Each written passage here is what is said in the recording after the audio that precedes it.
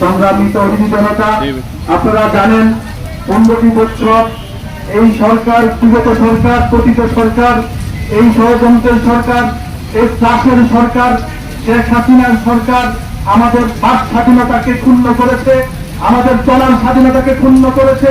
আমরা লিখতে পারি নাই, আমরা বলতে পারি নাই, আমরা হাঁটতে পারি নাই। রাতের অন্ধকারে, দিনের সূর্যের আলোতে, দুপুর বেলায় খাবার টেবিলে, ইফতারের মুহূর্তে যখন তখন এই দেশের বড় মানুষের